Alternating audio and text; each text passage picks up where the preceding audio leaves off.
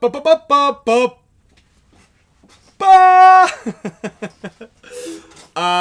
don't know if you just heard that. FaceTime failed. What's up, everybody? I'm your host today. Kyle was just on FaceTime. He's hanging out on the East Coast, living lavishly right now. On the beach. He was on the beach like all day yesterday, all day today. And so he's leaving me here, and then I FaceTimed him, and he said hello, and then the feed froze. So Peter, yes. Mafia, yes. I am somewhat solo, but he's coming. He's coming here. Real quick, let's hit that like button. Like I said, do I have audio? Do I look clear? Let me hit this warm light.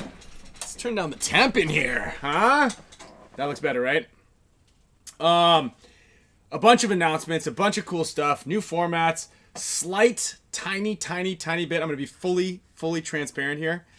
A little bit of clickbait, but we did actually do a new format this weekend at AG-Paintball. And it was really cool. It was the one that we talked about.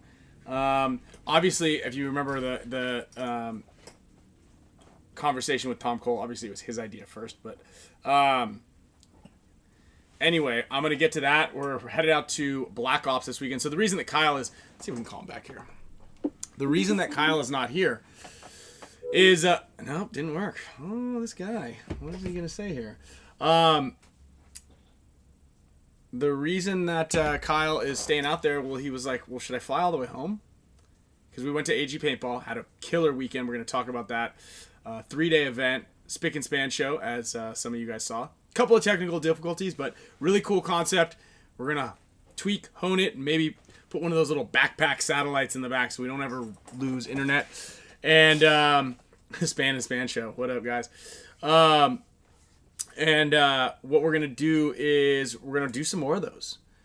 And then we did a clinic on Saturday where we tested out this new format concept that I had. Actually, Kaylin had something similar. I know a handful of you guys did something. We did talk about a lot during the TV episodes on the fact that the NXL is going to or would like to change some things up. And they just don't really know exactly what it's going to be. So we'll talk about that. Then we played 10-man. My body still hurts.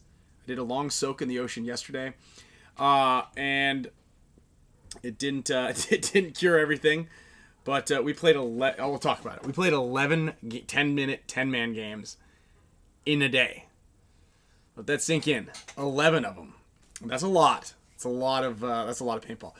And then so we're headed out to back to North Carolina. So I'm literally flying. I'm on Charlotte International's favorite flyer list right now because I've been bouncing back and forth like this. So headed to Charlotte and then up to Fayetteville for this weekend. I'm flying up there Friday, coming back home Sunday. Young Sloan starts school on Monday. Booyah. Big steps. So yes, Chili Bo-Rad, Black Ops in North Carolina. That is correct. And then also, before I get into this first, we're gonna do a giveaway off the break. Okay, I'm firing out a giveaway to the Mega Support Status members right off the break. Actually, I might do one for everybody and then do the Mega member one at the end because I got some HK gear in the back here. We're gonna be giving away a Sonic loader. But just as a reminder. Before we get into that, I want to thank everybody who helped out and donated. Collectively, with everybody who was there in person, we had 520, like 550, 560 bucks worth of donations that came in just on Friday night. And I know a lot of you weren't really watching on Friday night, and also because the feed went down. But we had a huge amount of support. We ended up giving away like 6 or 7 HORMESIS bands. So thank you, Alex, also for helping out with that as well. And Derek WEIGEL threw in a last-minute donation, and let me get a missed call. I've got it on Do Not Disturb. Last-minute donation. So what I'm going to do is I've got another cool concept. Ah, there he is. There we go. Hold on one second. Let me get you. My internet or yours? I'm blaming you. I don't know. I'm gonna fire it off at you.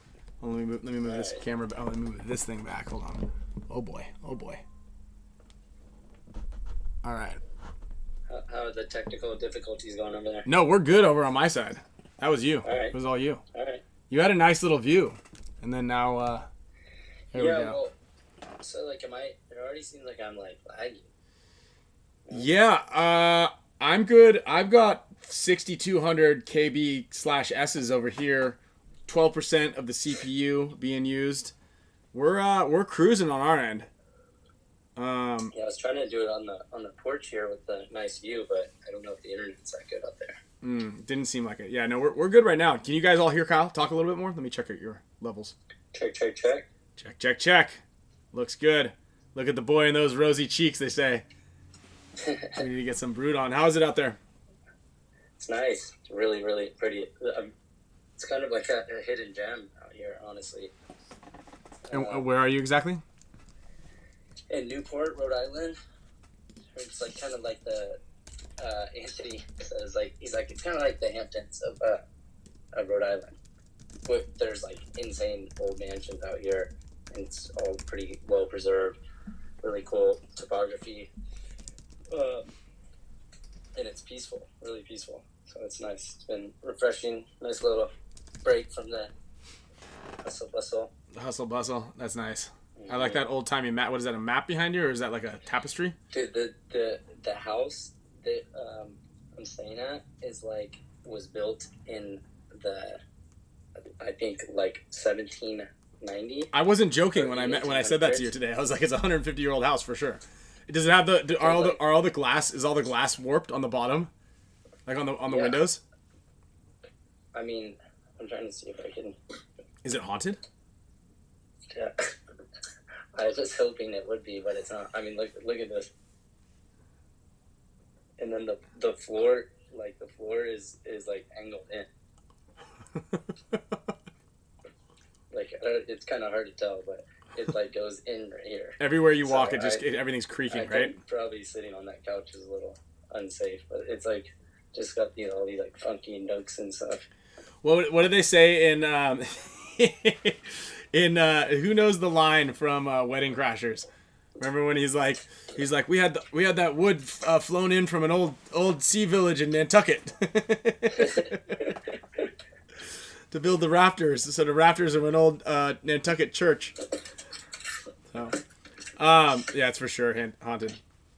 But so I wanted to actually when I was giving this little intro and stuff, I was thanking everybody for all the support for the Maui fire, for everybody who's been affected by the Maui fire. I see Jessie Cortez lives on Maui. She's here. We got Jesse Poston, Maui Rockstar, is in there as well. I know we've got a ton of supporters from Maui and all of the Hawaiian Islands, so we appreciate all your support. We sent a bunch of cash to one of the local GoFundMe accounts, one that was actually recommended by several different people out there. I know that the government funded stuff is a little slow to get help out. But what we're also doing, I actually talked to the owner of Maui Paintball today, and he was talking about kind of getting some gear together for everybody. I know that,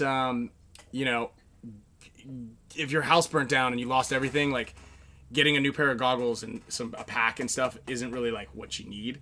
But a lot of that is stuff that the paintball players around here can help out with. So, nothing's kind of, the wheels are just starting to turn right now, but I sent an email out, a couple feelers out to a couple local paintball,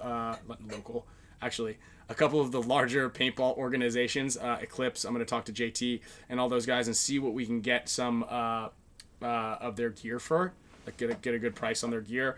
And then I'm going to more than likely do another fundraiser in the next week or two and try to just get a bunch of gear and get it on a pallet.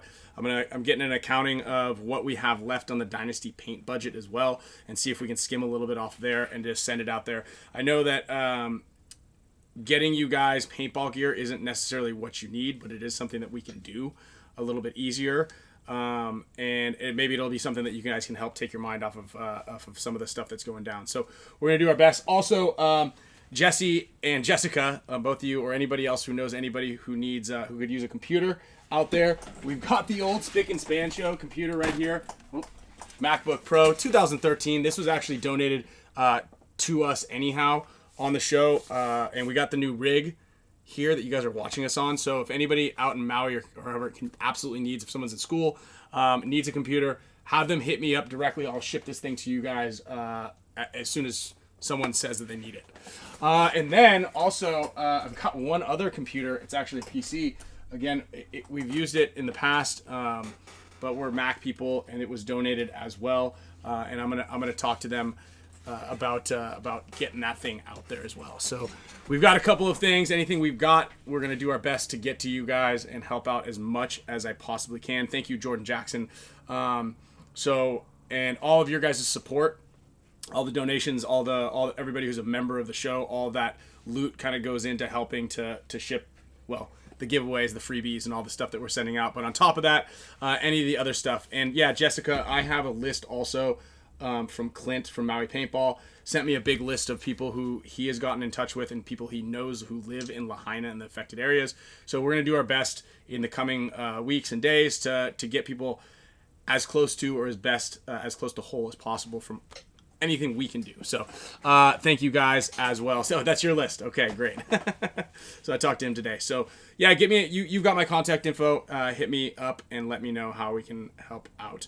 Alberto, I'll post a link also in here. I just went to a GoFundMe. We have family out in Maui as well, and on the Big Island. Well, we as in Camille does.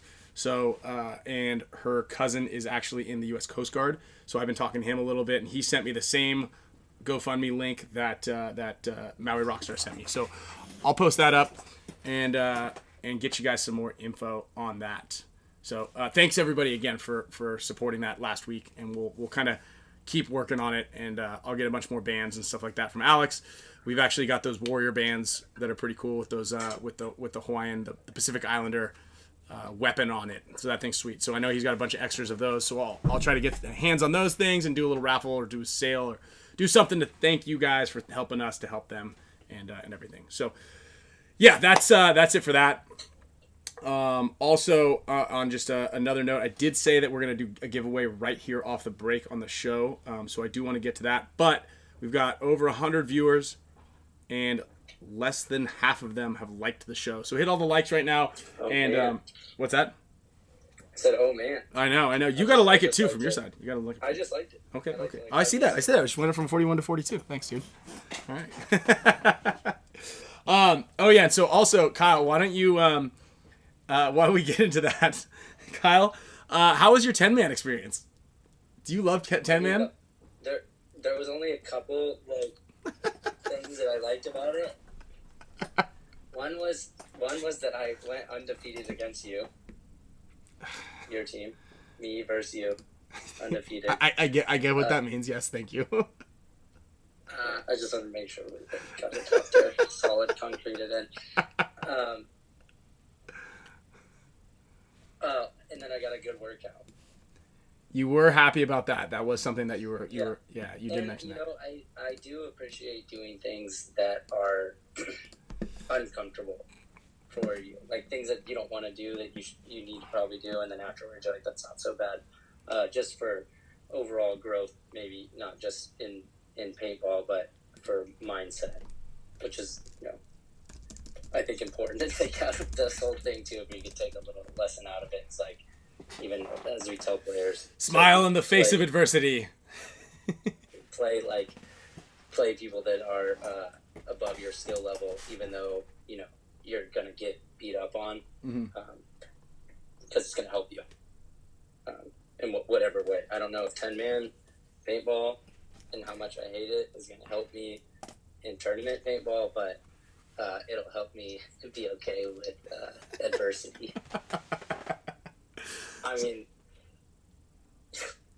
I don't know, maybe because I think you're a little bit better of a storyteller than me, but that offer game situation, which was like, I was going to lose it. So Kyle doesn't like 10-man. I think there's just a lot of variables, right? That's one of the things that you were like, how are you just walking through from one bunker to the next? Aren't you worried about everybody shooting at you? I'm like, the field's big. You kind of check everybody off. I just strolled up to another bunker. I was like, you're not worried? Like, you just went 20 feet. You just kind of walked over there. So Shout out to Eric from AG-Paintball. That field is sick, dude. He built a 10-man hyperball field. That was probably one of the more... I'm going to put the link, because there's an overhead view. I'll put the link of the field in there so they can see it. Yeah. Keep going, sorry. No, it was sick. Like, that was a really fun field. A lot of the hyperball fields are like Stalemate City. There were like 3 stalemates, I think. But for the most part, like in a 10-minute match, like or 10-minute game, all of them were it resulted in a win and a loss. Like, it was sick. That was a really, really fun field. And if you're like really crafty, you know, I was going to close that one game out against Keith DeWitt's team in the beginning of the day, and I blew it because I didn't expect Keith to run from one corner of the field to the other to bunker me. But dude, if you're crafty, you can like win. That is a really well built, well thought out 10-man field. So props to Eric for doing that one. That's awesome. That's awesome. Yeah, I mean, what do we play? 11 games? 11 games. Average. Yeah. Average 8 minutes each game. Uh-huh. Yeah. Yeah, that's it. Real quick, 10 more likes, and I'm giving away some HK merch real quick, and I'll do the HK spiel. Actually, I might give away a pod. I've got a Gen X pod here, and I've got some bubbles. Will these things work? Okay, this is what I'm going to do. 10 more likes, someone's getting a pod of HK paint. So... I didn't understand too. You know, I'm sure. Where did I go?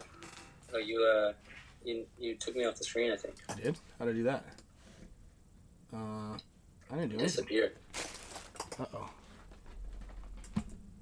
I might have a hotkey set. The camera just went dead. Of course it did. I literally threw this bubble wrap on. This bubble wrap just hit one of the cords. And it turned the camera off.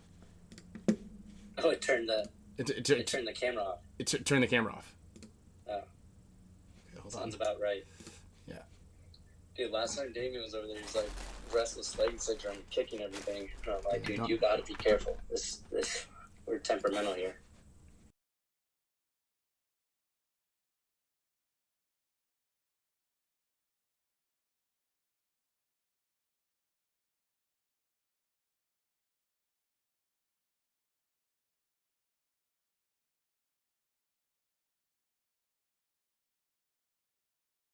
Aha! Now we're back. Okay. That's so strange. And now Kyle's paused. I think I'm paused because it's like, where did it go? No, you're... So my computer... No, I know why it's paused. It's my... Remember that thing where I told you my computer, like, if I don't... Sometimes I have to restart it when it's doing this. Mm-hmm. I minimized... I think I did it. If I, like, minimize FaceTime, it puts me on pause. So I gotta leave it up in the background because I have YouTube up on the back end. Got it. Well, actually, and with that, I'm glad. Look at that. We didn't lose a single viewer. That was a quick turnaround there. The whole OBS thing. Viewers. Yeah, we actually got more viewers on this. Just in time. So we're going to do a giveaway right now. So HK is doing a special for Chicago. If you guys want to shoot HK paint, they're giving you guys a deal. So if you reach out to, if you guys are going to Chicago, even if you're just a field or a store, okay? Email contacts@hkarmy.com. Let them know that you saw it on the Spick Span show, and they're going to give you a special deal. So you guys are going to get a better deal than what you're getting currently. And with that, they also sent us a bunch of paint. And while I'd love to shoot this at home, a couple of things are stopping me from doing that, and one of which is the fact that there are no paintball fields in San Diego anymore. There's one giant San Diego, which I still want to go to. It's just there aren't really any pro teams there, so it makes it a little more difficult. So we've got ASG, and that's about it. But I've got a bunch of paint locked up, and speaking of locked up, I'm also booked every single weekend until Thanksgiving. So with that being said, I don't really have much use for all of this paint, aside from to give it away for you guys, which also, I guess we could probably hook up some of the local guys here in the San Diego area. Unless you want to overnight a case of paint. No. So what I am going to do is I'm going to take one of these Gen X pods. Some lucky Canadian winner overnight. mail. Yeah, that's the best when you get someone from overseas and you're like, okay, and you just won a very large shipping bill for us. Yeah, maybe I'll bring a pot of this. If anybody from Europe wins, I'll bring a pot of it out to you guys. So yeah, don't send it to Norway. It'll be just a big broken paint. So I'm gonna put a little bubble wrap on the bottom, a little bubble wrap on the top, a little tape over this area right here, and someone's gonna get some of these paintballs delivered to them right now. So, well, not right now, but yeah. So I'm gonna fill this sucker up right here. Actually, I gotta put the bubble wrap on the bottom first. So in support of HK, supporting the Spick Span show. Look at this. What do we do here? What are we gonna do here? Look at this. Dude, speaking of pods, I couldn't believe how many, because I know a lot of them are watching. We started talking about this before. Participants at the 10-man, like, I know a lot of them didn't have unlimited pods. I would just, like, as I'm walking off the field, like, there's like 100 pods out here. Like, yeah, people just left their pods on the ground, which is funny. It makes sense because a lot of people, for some reason, only had 4 pods on their back. That was one. I didn't yell too much, but that was one thing that I realized after point 2. I was like, there's people with 9 pods that are going up front and getting shot first, and then our back guys all have 4 pods. And it's like, if you have 4 pods, you're gonna go get in the shit. Yeah, which is actually, you know what's funny is every time I'd go back to my bunker to pick up my pods, they were all gone. So I'm pretty sure that people were just like, oh, I need to get a pod. So this is crazy. So we were 4 teams. Okay, the way that the event worked this weekend. So we did the Spick Span show live from AG-Paintball on Friday. Then on Saturday, we did a private clinic for the local teams. And then we did a street ball day, which is a cool concept, and we talk about it a lot. Try like to do stuff like that. We talk about doing that type of concept quite a bit, and I like the idea of that. I like the idea that we get to play with everybody. Again, I'm gonna point out the fact that I don't really trust everybody. Everybody, you guys in this weekend, you'll hear the anecdote, the story if you haven't already. I won't bore everybody with the details. But yeah, well, we could see it by a show of hands in the chat how many people played the European layout. Yeah, who all played the European layout this weekend? The Paris layout. Yeah, that's right. Okay, a little bit of this. And if it's a lot, then we could talk about a funny dynamic of the field. Yeah, and we will. We'll break down that layout for everybody as well. I know that some of you guys do wanna hear it. That was funny. Also the breakout stuff. But yeah, the concept was cool. Like we got to play with everybody. But yeah, with the 4 teams, so Keith DeVitt and Kyle Nicolau came out as well, and we got random teams assigned to us. There were 15 players per team, which made it the dynamic very difficult because we only had 10 minutes to walk the field and to learn like what we were supposed to do. And this is good. It's rattling a little bit, but we got some fluff in there. And so, I didn't get a chance to remember anybody's name, so I just wrote everybody's name down and like what position basically they play. And I feel like I had the most organized rotation out of everybody after I talked to you and everybody else. And it was like I would go, okay, what was your name? Okay, it's Andrew, Mike, Matt, Juan, and Boots. Okay, cool. Crap, what was your name again? You know, and it was like, now I have to go over there and ask for the other 5 guys. And I'm like, and then we would get out there and I'd always have one person that I was trying to sit 4 people or 5 people for a game. And I'm like, okay, did you play last one? All right, you're in. Shoot, you didn't play? Okay, sit this one, you get to play the next 2. All right, okay. And it was like, and you play one, sit one, play one, sit one, play one back to back, and then sit one. And it was like, we played a lot of paintball. And it was a lot of paintball, man. But it was fun. And it's funny too, like, because you have 10-man experience, so you kind of know what you're doing out there. And I was like, I had 2 of the local kind of like veteran kids. Actually, I had 10 people on my team that had played the field, and 3 of them had played the field a lot.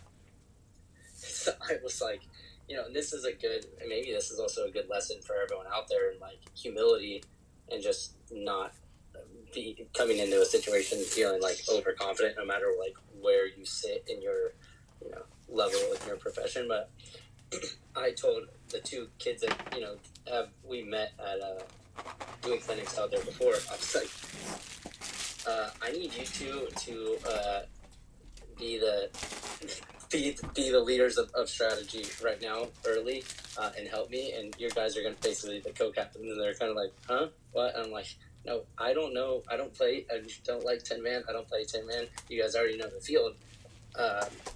And we kind of highlighted that too in the clinic of talking about like coaches or teams that have already played a layout and then might reach out to us like online and be like, hey, do we have any tips on how to play this layout, even though they played it for 2 weekends and we haven't played it at all. So I kind of like gave the ball to the 2 Kyles actually, so it was like three amigos on my team, all 3 Kyles, as far as like game planning and until I could at least like get a feel for yeah, what the hell's even going on out there? Yeah, trust me, I get it. It's definitely not easy, especially with the turnaround time. But it was fun, man. I actually loved it. I thought it was a great time. Like I said, I like playing with the guys, and we talk about it every year at the summer camp. We're like, dude, we need to play at this thing. We need to play some games. Chili Boat Ride. Yeah, let me put some $100 bills in here to stop the rattle. It was it was a really interesting dynamic because I'm like, it was like a more for fun thing, but like the competitive side. We still wanted to win. I still wanted to win, and I did get frustrated sometimes, but I'm like at the same time like I'm not yelling at anyone. Yeah. And so I was like, it was a nice like I don't know, concept to evaluate in my own mind of something that I really disliked, but also like I was kind of having fun with it, and also I was getting frustrated, and just like a mixed bag of feelings with it, which was pretty interesting. Peter has a good question. Would you rather do 10-man in the woods or 10-man on hyperball? Oh, hyperball, 100%. Okay. Hyperball. The problem, Christian said Kyle likes to overshoot. Sorry, Christian, I gotta throw you under the bus. I did bunker. I bunkered like 4 people for the weekend, and Christian was 3 of them. So, dude, shout out to Christian, MVP, dude. But that's also just because he was like your main survivor over there on the. That was it. He was solid rock. He was doing more work than I was. And he was like a thorn because yeah. I always had to go bunker him because I was watching him put like pressure on 3 of my guys, almost killing them, and I would have to go. I was like in the middle of the field. I would tell my snake guys, I'm like, please just stay alive, don't battle with that kid over there, and then I would work my way over there and just trade my body out for him. But one of the times I was going to run him, he caught a glimpse of me and his gun was down, and so as I like crested to where I could see him, he was pulling his gun up, and I tried to put like enough on him so that he wasn't squeeze one off on me.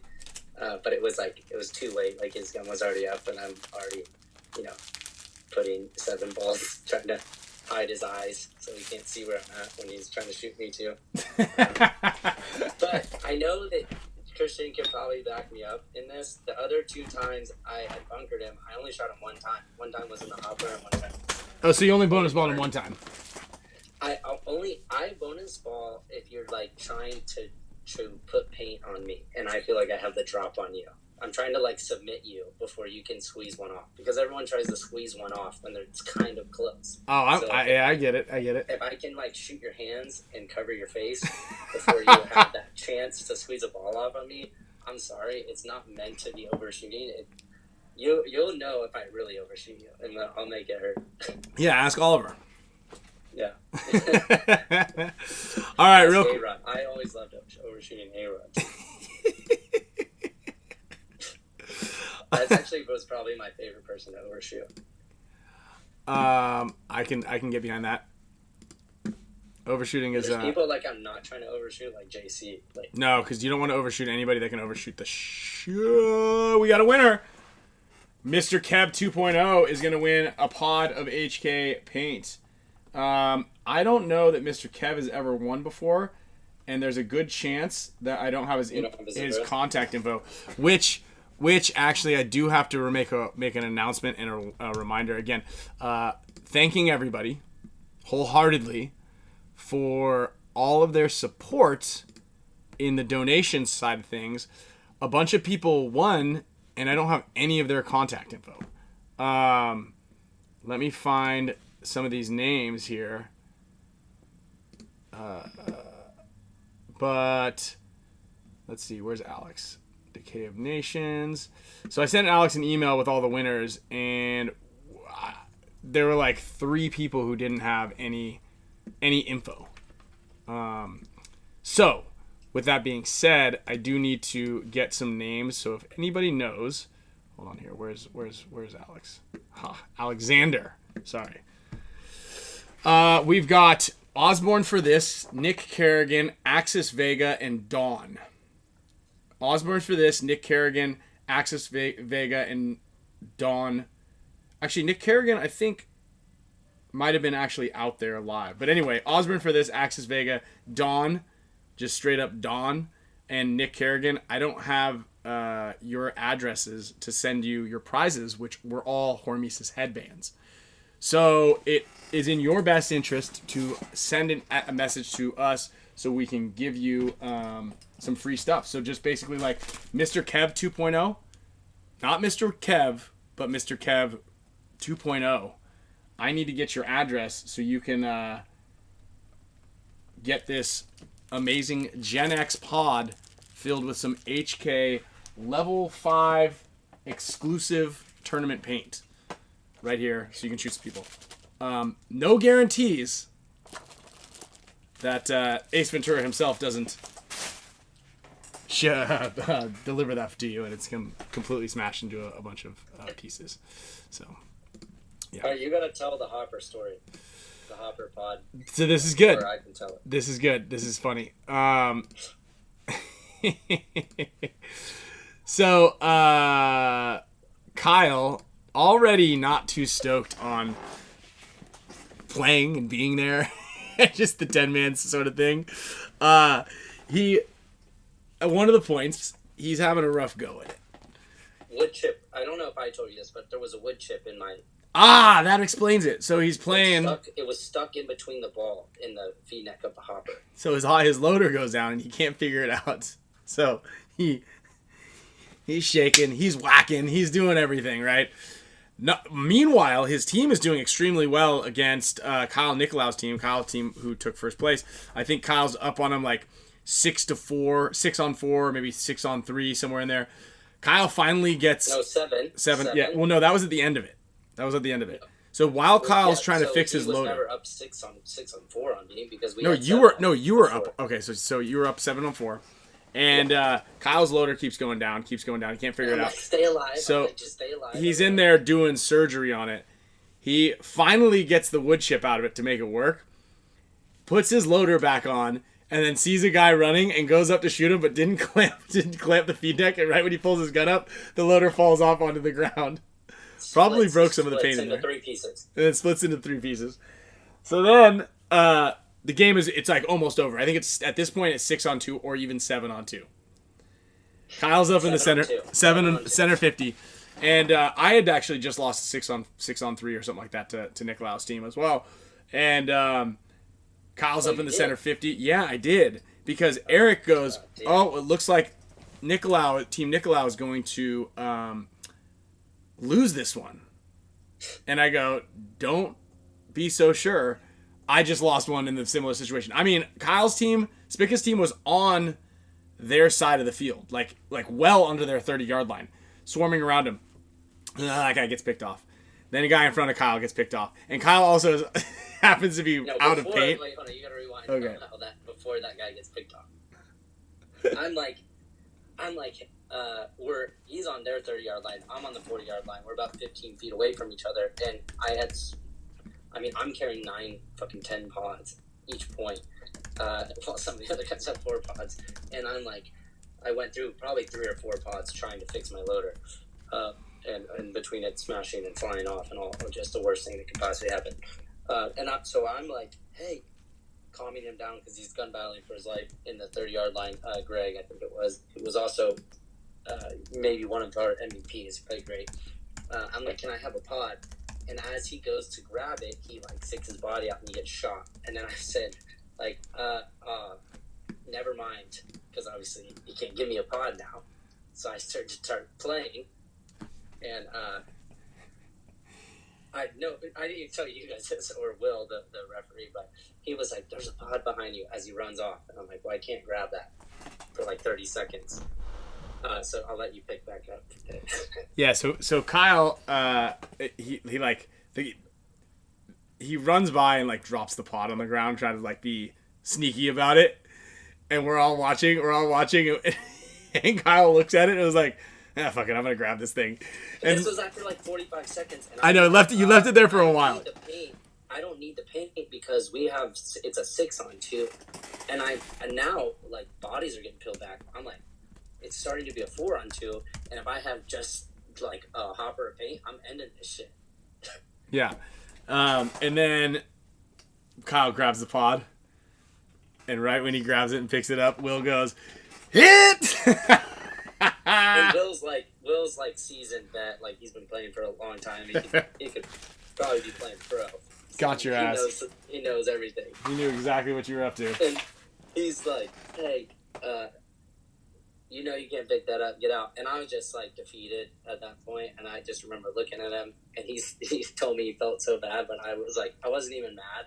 I think I was like at that level where you're beyond mad, that you don't even have the energy to be mad. I was there, and I remember just being like mad at the loader, mad at even though we still had 3 guys at that point. For some reason, I was like, we're gonna lose this point, and we just went from a 7-on-2 to a 3-on-2, and I just got pulled, and I'm walking back very angry. Smashed my loader. It goes into 15 pieces. Speed feed flew off. The tray fell off. The board of the loader came apart from the tray, and all 3 batteries like went in shambles.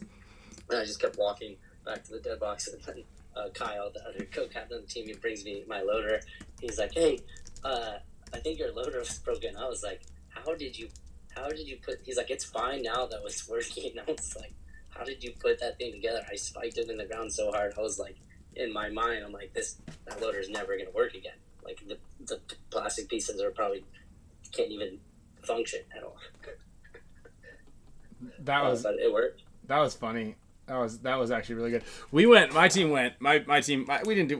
do fantastic. We played 9 prelim games. We went 2-7. We 2-6-1.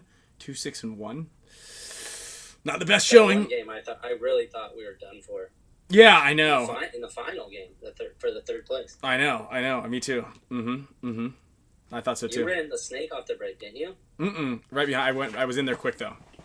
Oh, yeah, I was. And it's funny. One of the guys on the team was like, Ryan looks like he's gonna send it, and I was like, oh shit. So you showing that too, I was actually like, I saw your guy go to the snake off the break. So yeah, we went. Side note. Shout out to Keith the Bit. He bounced me off the break, 3 steps off the box on a 10-man field, and then 6 matches later, he shot me in the goggles through the car wash. In between, there was those long, like, I don't know, like rain piping that you see on like old rain piping that you see like loose that comes down the side of the house.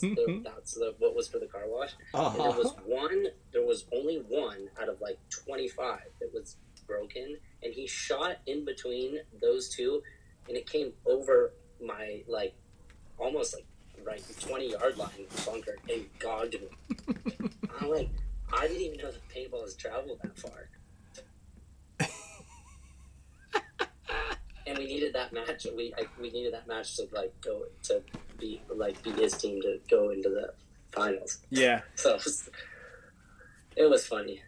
Yeah, we talked. It was fun, man. I enjoyed it. Like I said, I'd love to do stuff like that some more often. I'm excited for this weekend at Black Ops. If anybody is going to be around at Black Ops or anywhere near North Carolina, we're going to be at Fayetteville both Kyle and I. That's why Kyle's staying out there for the weekend. It's gonna be a lot of fun, man. I'm excited to kind of. We've got a handful of new drills that we've never done before. Like we just started doing them. That was a really cool aspect. Yeah, I was really stoked on that last one. Like and especially because we've got Team USA coming up here. Hello, hi, what's up? We've got Team USA event coming up here. If you guys haven't checked out teamusapaintball.com, support the organization any way you possibly can. If you'd like to, obviously just get a t-shirt, a hoodie, anything, or you can get your favorite player, your favorite women's player, under 16, under 19, or pro player, or even veteran players jersey right there on the site. And all proceeds go to helping out those guys. I see Mario's in here as well. Just so you guys know, all the U19 kids, it's fully supported. Well, I would say it's 80% supported by their parents. So thank you, Mario, and all the parents out there for helping out the kids. And the other 20% or so. It will be webcasted too, right?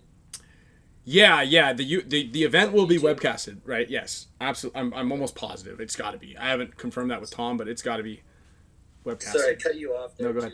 You were saying about 20%. Oh, I was kind of like just doing some fake math in my head, but I'm like, the parents do spend a lot. So like, if you get Brandon Trujillo's jersey, he gets the proceeds of that jersey, and so that way it helps to buy his plane ticket. Like they're flying out this weekend to Boston Paintball to have 19 and 16, and he's gonna they're gonna be playing in those. So the parents are paying for pretty much everything. The organization pays for all of the federation fees, which is entrance fee, all of the paint, and does pay for the jersey, a jersey for every guy. So all the pros are paying out of pocket for themselves. So it's not really a sponsored event. So it's definitely great. I know Pat Kraft is going out there making it a vacation with his mom. We're going out bringing the family out there. So it's definitely great to be able to support them. Like I said, it helps out a lot for all those the younger kids and everybody. Sure. Gunnar Dixon, do you have to... So under 19s is anybody who's 19 or under. Under 16 is everybody 16 and under. And I believe that they did tryouts, they did all that stuff. So that will be open again next year to try out. Jonas, are you going to be out there? It's cool to see the kids play, man. It's like it's a fun match to watch. So, and Peter, we were trying to get it in the Olympics. That's the whole point of why we created the federations. Actually, underneath this portal, behind all these HK paint boxes, is the actual U.S. Federation banner poster, which is pretty cool. Sorry, I stacked a bunch of stuff on top of it. It's just kind of how it works here in the studio. Just get a new piece of flair and just replace it by just stacking it in front of the old piece of flair. Let's see. Oh, wow, Jonas is the head coach for 19 and 16 teams. Okay. Nice, congrats. There we go, Jonas. Actually, also, anybody who is a European player in the pro or semi-pro rankings, if you guys need a guy, I've got I got a player for cheap. I've got a pro player cheap. Comes cheap, not expensive at all. Golden Barrel winner. You're gonna say his name? I'm gonna build him up. Golden Barrel winner. Right. Mike Urena is gonna be out there, and the team that he was going to play for left us all on red. So I'm not sure if they haven't committed. So we're looking for a semi-pro team who is available and able to. Dude, pick that guy up. Pick that guy up, man. He is good, dude. Mikey is good. On that field that is like good at gun battling. Mm-hmm. That guy. Mm-hmm. Yeah. Mikey would probably be good on the snake side in one of those two bunkers. Yeah. I mean, patience, dude, patience. Even on the Dorito side, dude, I mean, he'd just be a brute over there. And he's got the same type of skill set with you as far as shooting from the back center. Like, I mentioned that to everybody last weekend, and I mentioned it a bunch, is like, you're really good at shooting off the break. Actually, I talked about it at my SC Village clinic. I was like, because on this field in particular, and we'll talk a little bit about the layout right now, but on this field in particular, like, you need to be good at shooting off the break. And you need to be good at that, like, at that little W from the we'll call it the California, on that snake side. Yeah. Like, I can. You have to be mobile. It's it's definitely an advanced shot off the break because you have to move to a spot, then get your shot accurate. Mm-hmm. Move to a spot, slow down, almost to stopping, and then correct your shot. Well, and that's something that we really honed, and we're going to talk a lot about this at the clinic this weekend because, man, we spent a good amount of time at it, and I did it the weekend before. I know Orlando Valencia, who is a member of the show, I believe, also is going out to play in Europe. When I was at SC Village doing the same clinic, we were doing these shots, and I'm like, you know, he's going to be playing one of those mid, like the back center or that California. I told him, I was like, you should play the California even, the little W. And get this shot down because we did the breakout drill, which we'll do for sure this weekend, where we do the scoring system on a breakout. Like you score points for making it to spots, but you also score points for shooting guys. So it's a fun competitive way to do like breakout drills, and it allows you to kind of get those shots because people are sending it. People are trying to score points, and on this field, a lot more people were making it to the snake than I expected, right? And and I hadn't been able to shoot it at all. I haven't been able to try it. Making it into the snake on delay when they shouldn't have been. At all. And that was the crazy thing is at my SC Village clinic, guys were like, I was giving a buffer of time. I would do the breakout drill for like 15 seconds. So you could shoot and then effectively like make a quick delay. I'm like, how is anybody making it to the snake on in these 15 seconds? You know? And so it's definitely, like I've said it here before, but I think that center little W and that center tower are going to be crucial looking snake way. Yeah. What I love about that field though is that inset Dorito on the Dorito side, that's at like the 30-40 yard line, is that bunker is really, really good and lethal. I mean, I know we didn't see it exploited a lot at the clinic, but when we played Aftermath as that street ball pro pickup kind of day with them, that bunker was really good. I went to it a couple times and was able to sneak like pretty much all the way up into the like center 50 on that Dorito side alley.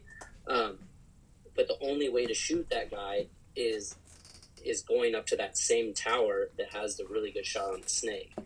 Right, yeah, you have a great shot heads up and across.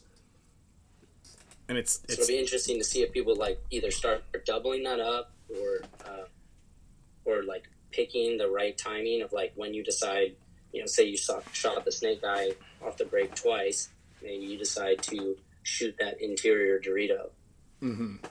Yeah, and well, that's for sure.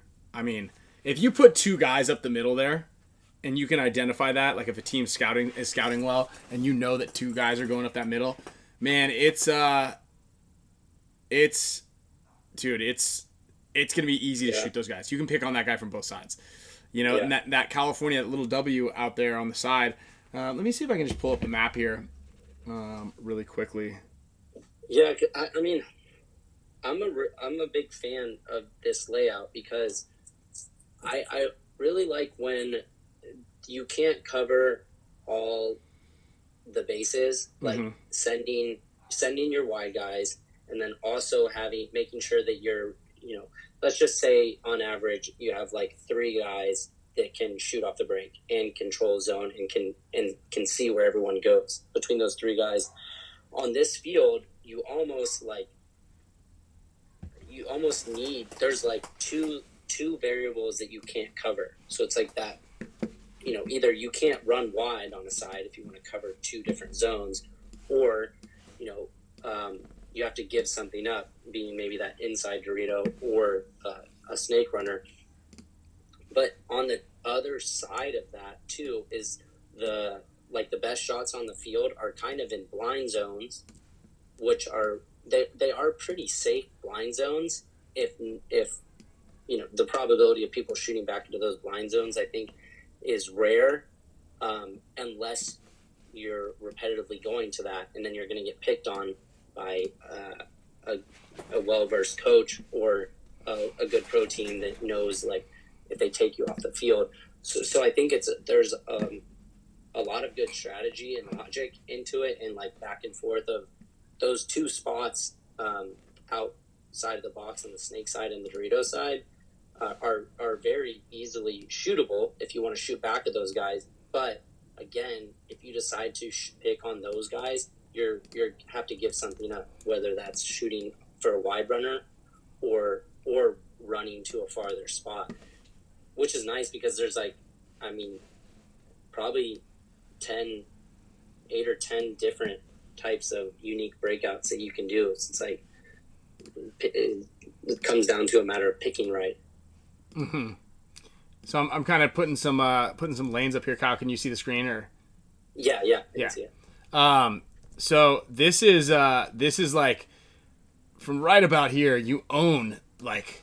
Remember, so I was kind of like, all right, how is this not like? How are these guys not hitting these dudes? Right? We did this breakout. So I was like, I took young Wilcoxon out there and James, and I was like, all right, man.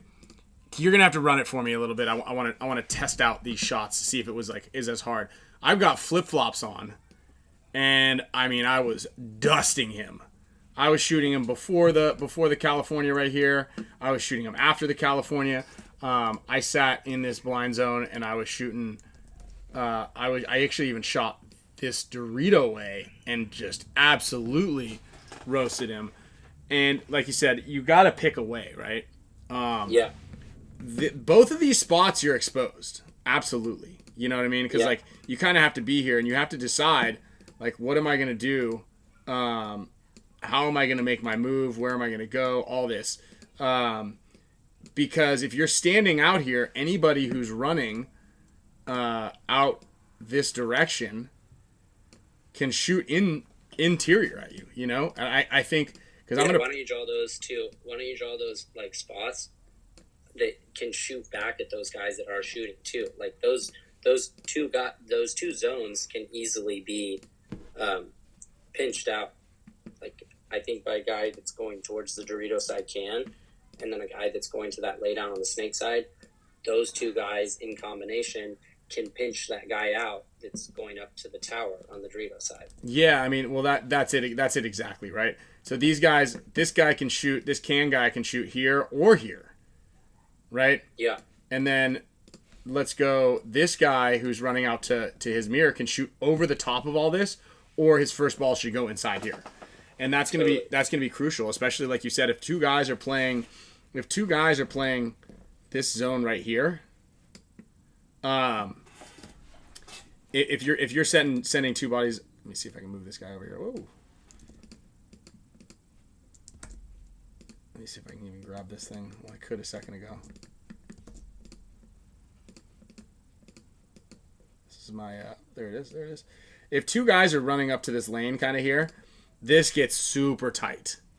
And I think this is something that you mentioned, right? Is you can you could do this and then kind of come across like that on a secondary. Yeah.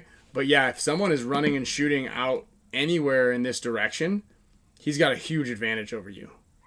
Yeah. So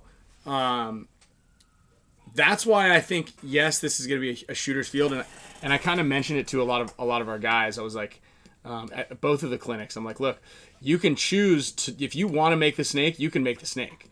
But if the other team also runs the snake at the same time, you're probably not going to shoot that guy. Because in order for you to make the snake, so say I want to run a guy all the way into snake 1 off the break, right? I'm going to also want to put a body right there in one of these spots to shoot back at either this position here and or this position here. And I don't know which one's even is more important, but you definitely want to put pressure here because from my opinion, when I did it, this guy had the best shot. Because you don't really need to be in motion as much.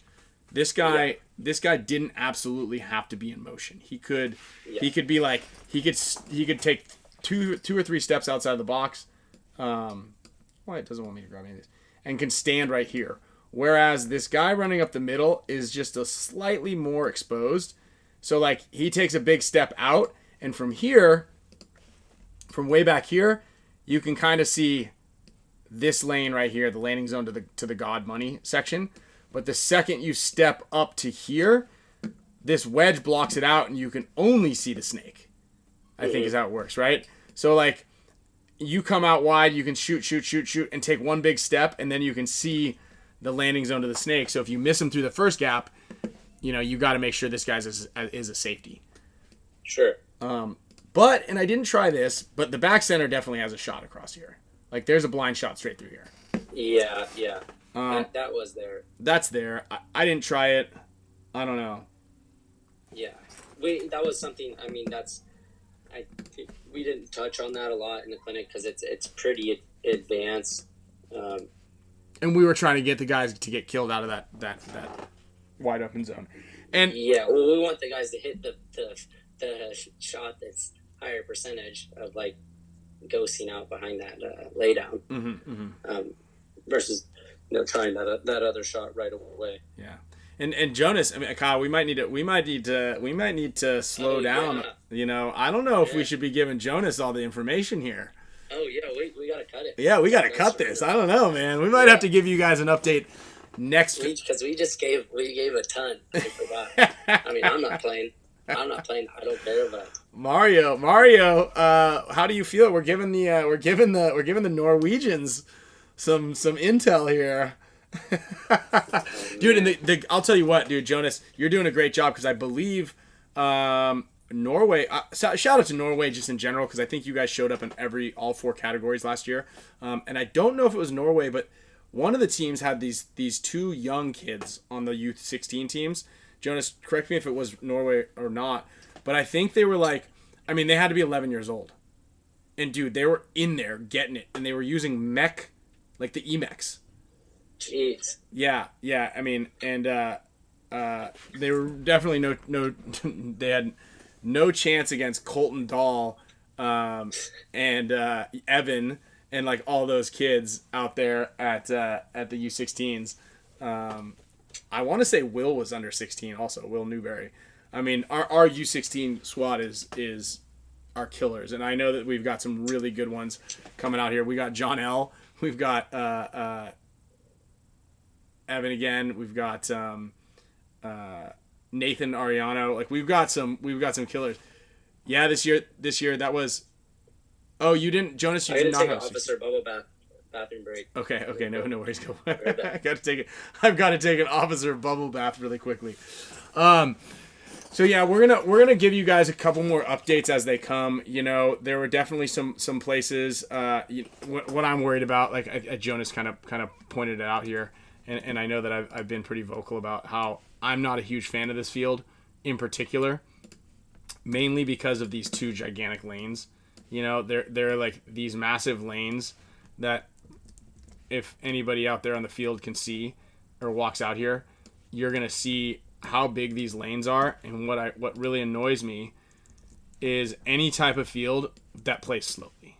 I just want to have fun, guys. I'm just out here trying to have fun. And, I like to play a lot of paintball. It's part of the fun. So when the field doesn't allow for very fast games, it's kind of something, exactly, Jonas. There's just guys gonna be sitting in all these spots just crossing it up, and it's like you can't check off any of these spots from these outsides. You can't check anything off by wrapping around this. You can't see any of these 2 guys. You can't wrap around this seeing any of these guys. So you can effectively just sit in these spots and you don't even really need to have paint in the air, and you're gonna be shooting people. So I know that some games will be quick. And then the other thing is like a big punch through the middle, which is usually something you could do. Let me try to make this something a little more exciting. Like maybe running through the middle here to break something down or around this thing. Like these don't exist because of how tight these guys can play in the wedge or this can or any of these spots. Additionally, you're going to have somebody over here and you're going to have somebody in this spot. Also possibly on the cross. So even breaking this field down is going to be really tricky. Coming through here isn't great. There's no bounce shots. You can't stand up in any of these things and shoot down on top of these guys, unfortunately.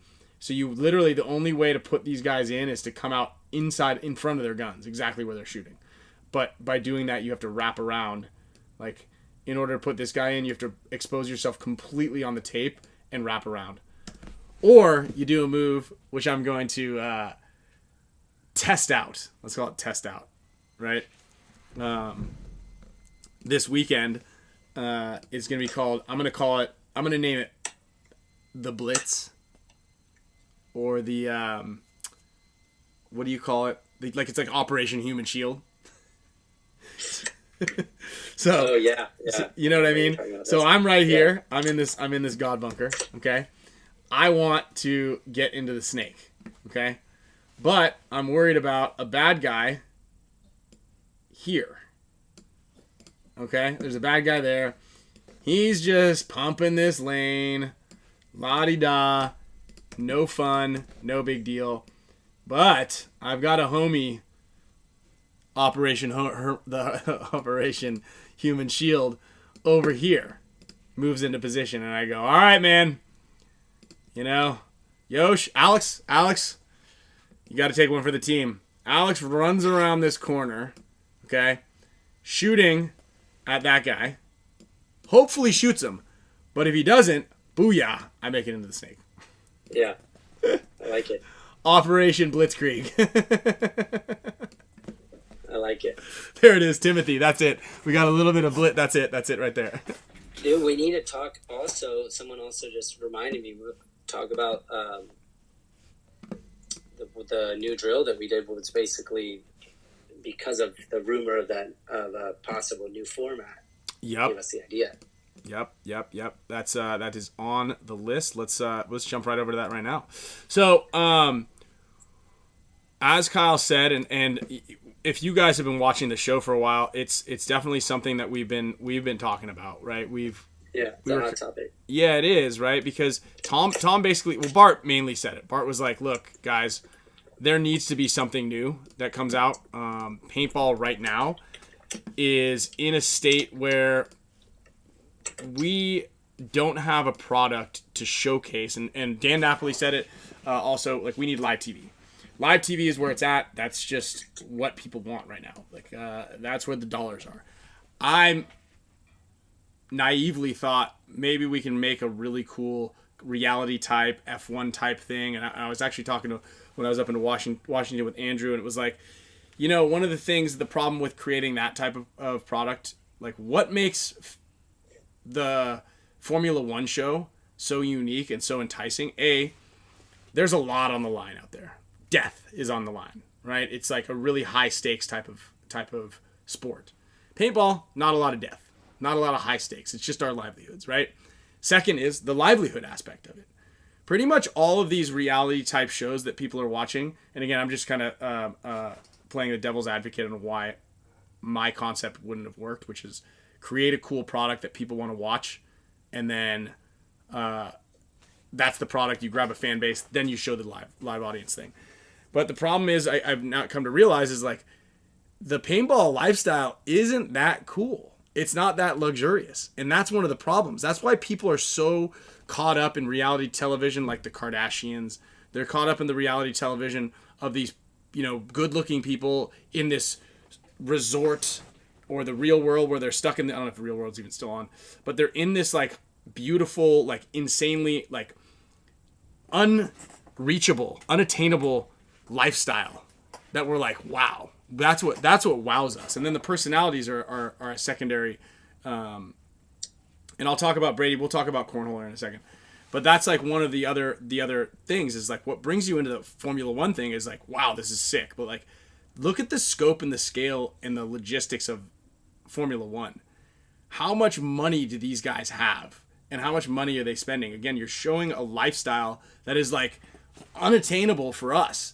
Whereas, like, what's exciting about us, about Ryan Greenspan missing 16 flights in sitting economy and then, you know, splitting an $8,000 check with 12 people, you know, like, cool. Wow, all this build up and you just made your car payment insurance. You know what I mean? You just paid your half of your rent for a month. It's like, that's not that cool. If we were flying private jets and first place was $2 million and like we were like, there was like this allure that showed people, wow, you know, and even like that's what we talked about, like Hard Knocks is another example. Like some of those guys are like living paycheck to paycheck, but once they get that deal, once they like get accepted onto the team, boom, they're in the money. And that's what you're seeing, right? You want to see insert player's name pull up in a Ferrari to practice. Like, that's cool. Like, what? Yeah. You know? So my concept of building a personality and then selling that, unfortunately, like, we do have the personalities. We just don't have the lifestyle that people care about. Like, you know? Thank you for everybody who's watching this, but, like, at the end of the day, we're not 100 millionaires or even millionaires, or barely even 100,000-aires, if that. You know, like I want to be 100,000-aire. That's what I want to be at this point. So that lifestyle is cool, and we have something that we possess, like a skill set that not many people have, but it just doesn't have that personal allure that's going to have you watch me take Sloan to school in the morning, you know. So that's one of the things. Yeah, y'all are getting paid barely, and so that's just like, yeah, blue collar folk in the paintball world, but like that doesn't sell because people want to watch TV to escape reality. That's straight up. Like, you watch TV for a majority of what you're doing is to escape reality. That's what it is. Whether it's your fantasy, whether you're watching Star Wars, you're watching Harry Potter. Sloan's into Harry Potter now, by the way, or you're watching any of those types of things. Like, that's what TV does. So that's why all those lavish, there's no like Real Housewives of Pacific Beach, you know what I mean? Or like, there you go, $5 up to the Lambo fund. Yeah. Oh, there we go. Thanks, Porky. Thanks, Porky. Lambo fund. That's 1 gallon of gas in the Lambo fund. Yeah. After the YouTube takes 30% and then split that. We're on our way. That's it. That's half of a bottle of water at the airport. Hey, you. Look at this. You want to show everybody your T-shirt? So we were just talking about how much everybody loves watching you on TV. So then we talked about live TV. Live TV is the ticket. So now what we need to do is we need to create a live product that is always, or the majority of the time, going to be exciting. Right? And that's something that's going to help out quite a bit. Right? Oh, okay. We'll see you. You want to say goodbye to everybody? All right. Well, good to see you. So that's something that we came up with. We kind of like brainstormed, and we came up with this cool concept of kind of mirroring it around a football kind of down type of thing, where you have an offensive down and a defensive downs. Still some tweaking, and we're gonna keep doing that. But I thought it was fun. I thought it was kind of cool. Yeah. Created a lot of action, which is kind of what people want to watch. Yeah. Well, I guess just to skim over it. Yeah, go for it. And I think we have brought up this idea before, because it was after I had talked to someone that works for Go Sports. I'm not going to throw their name out there, and it wasn't Maddie Marshall, but an idea that they had of having, kind of an objective where a team is trying to defend and burn out the clock, while another team is trying to score the points, and then see almost like two halves or going by quarters to see if the offensive team can shoot all 5 guys and win the point, and then also the defensive team, if they can shoot all the other guys and just hold the other team from scoring, and then have a few quarters going back and forth from offense to defense, in earning points as the offensive team. And so it went well, right? So basically what we did is, and let me answer really quickly a couple questions here that we have in here. Dan, if Go Sports didn't charge to stream paintball, more eyes would go on it, and if there are more commentators to break it down in detail, short and simple. So let me, actually, Dan, you might have missed a couple of these things. All right, here, I've got the notes here from one of our TV episodes here. Do you need to see? Can we see those? Well, these are dollar signs, Dan. And unfortunately, everything costs a lot of money. So if you give away the product for free, then you don't have any money to stream it or pay the commentators. So they've tried the free concept before in the past. Unfortunately, the industry doesn't support it enough. So it's one or the other, right? You either have the quality of webcast that you have at your local tournament, which is generally free. Shout out to everybody who does put those on. Arturo had a really good one this weekend. WC has a good one. Boston Paintball does one. Big shout out to Alex from AG and Boston Paintball who helped us stream the show last weekend. But the problem is you can't have a product unless something is funding that product. Again, thank you everybody who is a member and a supporter of this show. You help to fund this project and this show to keep it going every single week. You guys are partially responsible for the new computer, the lighting, the microphones. This is fan donated, obviously the computer that we're going to be giving back. So we thank everybody who supports this show. Without supporters, you cannot, and sponsors, you can't run any kind of broadcast, or really even the teams, right? You have to have sponsors and people who support it. So I do appreciate that a lot. HK, Gen X, Matrix Gear also directly support the show. Island Designs and HORMESIS as well directly support this show in order to make sure that you guys only are interrupted by the internet or something crashing once every so often. Also, shout out to NECTR. See, Kyle's got one right there. So yeah, you can tell all of you who are in green right there. So if you do want to support the show because you enjoy watching it, even if you hate watching the show, but you do feel like it should be, should carry on, go ahead and join the show, become a member and support it. Also, if you have a brand and you'd like to sponsor the show, hit us up. But yeah, back to the format concept. So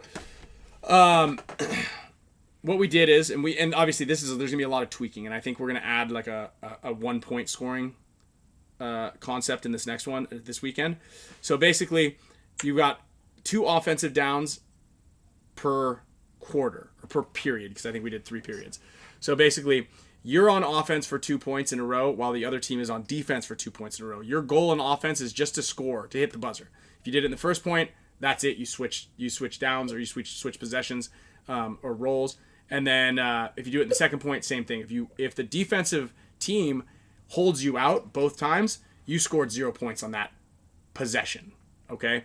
And then the roles reverse. So at a score, the roles reverse, and at two failed attempts, the roles reverse, and the defensive team is now on offense. They again now get 2 chances, 2 downs to score or hit the buzzer. And at that one we were just kind of doing 1 point each one. So maybe we call it like 3 points if you score the buzzer. Sure. And then you do 3 periods, right? So you get a total of 6 attempts essentially. 2 minutes per point. Okay? So you have 2 minutes to either score or hold off the offensive team. So we didn't have a defensive scoring. There's no way to score on defense last weekend, but I think that I've written in my notes and some of the things you can do is we were talking about like the Snake 50 and or the Dorito 50. If anybody is sitting in there at the end of the 2 minutes, that scores a point, right? So on offense, say you're like probably not going to score, but you're in a good, maybe it's like you're down bodies and it's going to be way too hard to break out. It creates a body on the team that would have to be like a quarterback essentially and be like, all right, Kyle, hey, just stay alive, right? I see that you're in the 50. It creates that aspect too of like those 30-second points where maybe you're trying to win it, but like, and both teams are winning. Let's say it's tied and you're going to go to overtime, but you lose 2 or 3 guys off the break. If you lose 2 guys off the break in one of those 30-second points, the other team's going to, smell blood in the water and they're going to try to go. And you have to go from just playing a regular game to like, oh shit, we have to hold out this 30-second point, which kind of, I think, ties that same aspect in. Mm-hmm. Yeah, and I don't like the idea of if the defense hits the buzzer that it scores the point, because then it will limit the offense's creativity or ability to really try hard. Otherwise, they're just going to try not to lose the point. You want people then we're just playing our same. Yeah, we're just playing the same format, right? Defense should only be able to score something like a field goal, right? So this is what I was talking about. Is maybe defense is doing pretty well and they get into one of these designated scoring positions. Call it like the Snake 50. Let's just say it's just hypothetically the Snake 50, right? So you get up any player on either team, if the time expires and you have a body sitting in that position, you automatically score a point. And this could be for offense or defense. You can't score a buzzer on offense and the 1 point, so you can never get more than 3. It's either one or the other. And so what happens is it creates like, if defense is like, okay, hold on, we're up on bodies, but there's a guy in the Snake 50 on offense, and they're probably we want to try to get that guy off the field. So it's going to change roles a little bit, and it's going to force people to start playing into the environment in the scenario. So you're going to be like, okay, guys, we're up. It's 53, but Kyle's in the snake 50. Like, let's try to get a body over to the snake 50. While as Kyle, you might be up in that 50 and you'd be like, hey, Mouse or J-Rab, just we're losing this point, and I don't think we can win it by hitting the buzzer, but just watch over me and we'll score this one. We'll take this 1 point. Because that'll benefit us in the long run. Because if we do that 3 times, we might be able to tie it up, or that might be the extra that gets us over. So yeah, it gets a little kind of convoluted, but once you conceptualize it and read it, it like makes sense because it'll make you more field aware, right? I'm in the snake 50. I look around. I've got 5 guys. We've killed 2 of them. We're on offense. We're gonna keep pushing. We're gonna try to win this. But maybe I'm in snake 1 and I'm like, oh crap, we've lost 2 bodies. We've only shot 1 of them. This is a really slow field. It's going to be really tough for us to score, but I can get to the 50, so let's now readjust our goal mid-game. So it's going to take a lot of time to allow players to really start figuring it out. And that was one of the things on why they wanted to get rid of the buzzer or like blowing the horn. Is they're like, we should get rid of the horn because the concede just doesn't make sense. And this would get rid of that, right? You don't need it because it's only a 2-minute point. 2 minutes is the max it can go. And some of the games went down to like at the 30-second mark, like everybody had to put together a push. But again, we want the excitement. We want the constant car crash. But we also want, we want people to be attempting. Like you see a football game, and we'll just talk about it because football season's up. Like, dude, we're down points or we're early in the game. Let's air it out. Let's try to like score these points. Okay, we didn't score. Like we'll go on defense. Defense will handle it. I know a lot of people are kind of right. The way we're talking about it, it does sound a little bit confusing, and maybe it does make it slightly more confusing. But what I think supersedes that is exactly what you're saying right now, Ryan, is that it makes it more exciting. There's constant action going on. Of like the offensive team is going to be going at it any way they can to try to score those points because 2 minutes is not a lot of time. So there might be a lull for 30, 45 seconds where a team is trying to, look for a hole to mount their attack, but that attack is going to come. Regardless, it's going to be successful, but there will be action. So, obviously I think, we look for the right group to test this with, but I think we're going to probably try it again this coming weekend at our clinic in Fayetteville at Black Ops. Yeah, absolutely, and we'll do a really good job of explaining it to everybody. We'll add this extra rule in there, and I filmed it all, right? Actually, the link to the videos from this weekend, and I filmed all. I didn't film the break time. I figure in the NXL, it could be a 1 minute break, right? Because you don't need a ton of time. You can really turn over the guys pretty quickly. A 1 minute time in between downs, but on the possession switches, you can do a 2 minute break or something. I don't know. And to answer, Dan, 2 minutes per point, and then a total of 2 attempts on each side, so it could be 1-on-1. And then every game. I mean, soccer's pretty easy to get, but football is pretty confusing if you don't know anything about football. It's not like it's super concise on what's going on. You need to have, if someone doesn't know, isn't aware of how football works, and a lot of these sports actually that are out there, and a lot of team sports, if you don't know exactly what's going on, baseball, you're like, hold on, so he pitches it 3 times, and then if he hits it, he catches it, he's out, but if he catches it off the ground, he's not out. If you're not familiar with the sport, it takes a little bit to figure it out. So I know us just kind of talking at you guys isn't the easiest. I mean, here I can. Do I have one of the videos? Let me see. What I think too also would make it a little bit user friendly is just because as someone kind of newer that you're trying to follow what's going on, you're scanning, you see kind of everyone in similar positions, everyone's shooting different ways.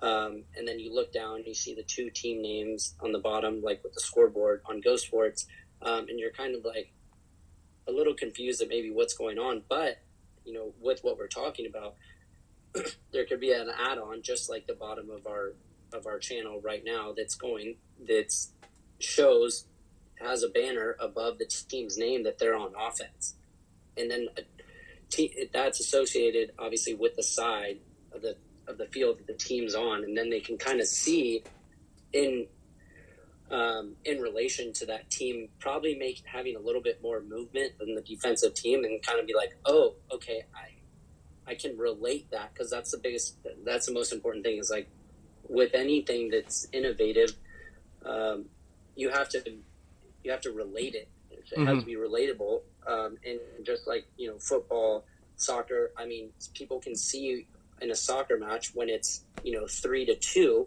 and the team that has 2 is pressing, or in hockey, they've taken out their goalie. You obviously, that's when that action starts, and you can see that the team's offense, by their body movement and their sense of urgency that they're playing with.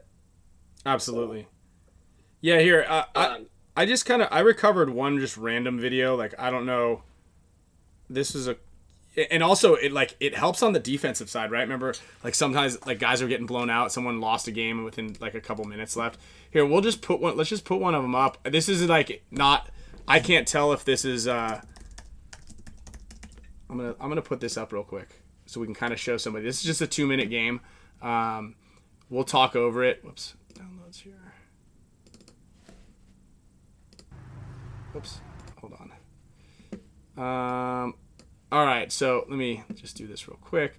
So I'm gonna put this up here on the screen, and you guys can kind of watch it. Again, this is like. These are just 2 throw-together divisional teams. Like, they're D4 guys with just the same information that we gave you. They'd played a couple points. I think I said, like, this team's up 2-0. If you guys score on this possession, then you guys will for sure push a game 3. So kind of, again, lots to work with here, and I'll keep working with it. But I'll put it round 2.2 on here. So I think I'm explaining a little bit who's who. And I think the team on the right is up points and on defense, right? So the team on the left here is needing to score. Lost a guy off the break. I think there's some commentary in between here.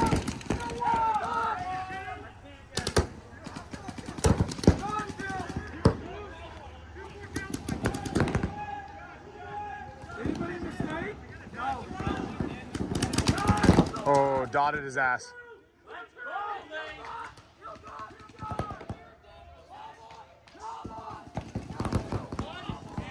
And again, you see that move up the middle, right? So they started to get it now. This kid was really good. I forget what his name was.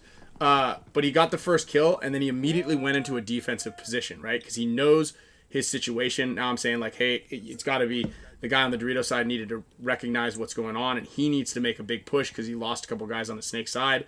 And, they're under a minute right now on offense, needs to score, but the defensive guy just got into a really good position to hold that cross. I also pulled out some of their pods. So, yeah, I remember seeing that guy get into that lay down wing, and I was like, that's a wrap for the team on the left. Yeah, because the team on the left took way too long to try to get that secondary body. You can still see he's still sitting in the Snake. Now, granted, we'd already played an entirely full day of paintball, and a lot of these guys were super gassed at this point. But they started to get the hang of it, and they're like, okay, I need to make moves. And I'm calling like, hey, guys, 30 seconds, 20 seconds, 15 seconds. So they're trying to make moves, and then they're, it's hard to win a game up the middle. But, like, this is what we want to watch. This is what people want to see. It's not like, oh, it's tied up, so now we're going to have 2 teams on either side and never make a mistake, right? I've talked about the no mistake paintball. Like, no mistake paintball is not fun to watch.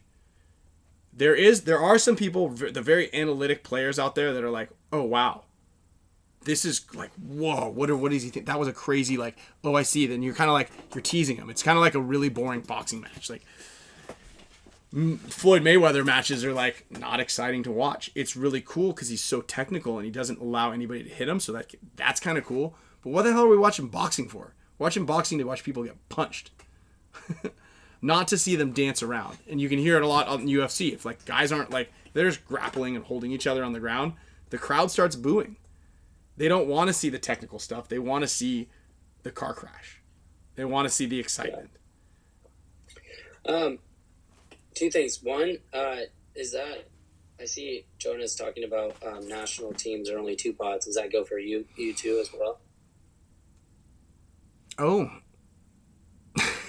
Jonas, I thought I was allowed to have 4 pods. Jonas, do you know if that's for the pro section also? That applies to all. Okay.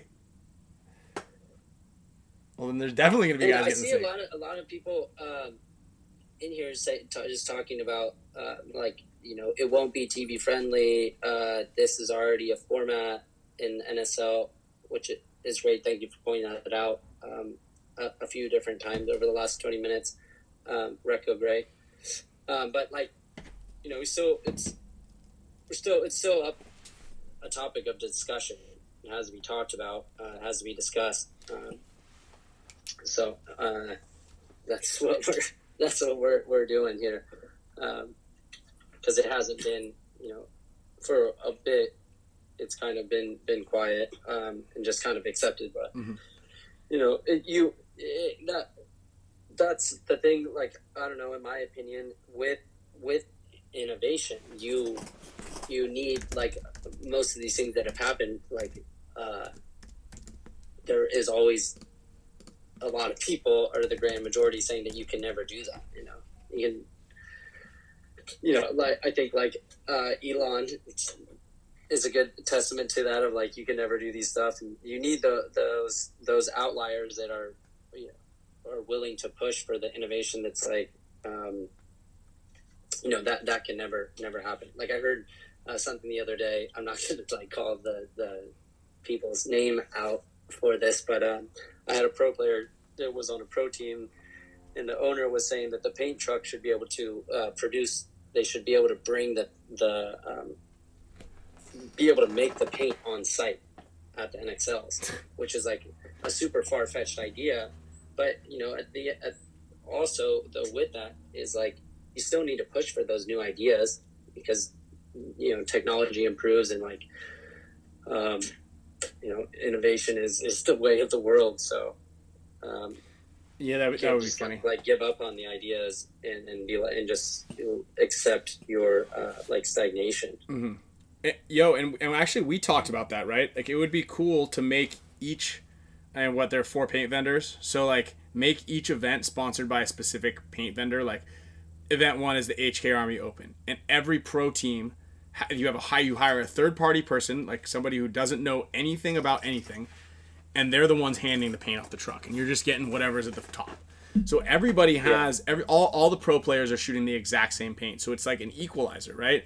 Because we are dialed in with Crandall and Vic and all of our paint crew guys, and Marcelo's on it, I'm on it, and we're just constantly testing every ball. You know it, you do it a lot too, but that gives us a huge advantage, and other people don't do it.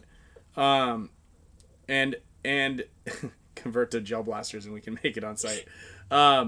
So that's like a big factor, and I think that'd be a cool thing. And then every event, you know, there's the GI Sports Open, there's the Voltanium Open, there's the Pro Char Open, and everybody has to shoot the same exact paint, and that's just what you get is what you get. So that's a way to kind of make a level playing field. But no, you can't haul a manufacturing paint machine out there and make it. It's not like it's a pizza oven. We're not making artisan pizzas out here. Get G-Hop out there. Yeah. The other drill, I don't know if we want to test it again and save it. But that like earthquake drill we did. Oh, I love the earthquake drill. Yeah. Save something for next week, or talk about it, because I thought that ended up playing really, really well. It was a really cool concept that we implemented. Mm-hmm. Yeah, we'll definitely do that, because I think that's something that I'm a big proponent for. You know, it's kind of how the island drill works too. We can do the island drill this weekend as well, because that's kind of like a precursor to it. It's like, if you lose your island guy, like, what do you do? Do you go plug a hole, or do you hit the gas? Right. I'm a big fan of hitting the gas. I don't like trying to plug holes. It's tough. So, and guys, I do think that there is a way and there's a path for paintball to be viewable and digestible from a TV standpoint and from a live audience standpoint. Again, we just have to think outside the box. right? Oliver and Alex's HORMESIS one-on-one, the duel and all that stuff is exciting. People were just at I get so many people. I played it. It was fun.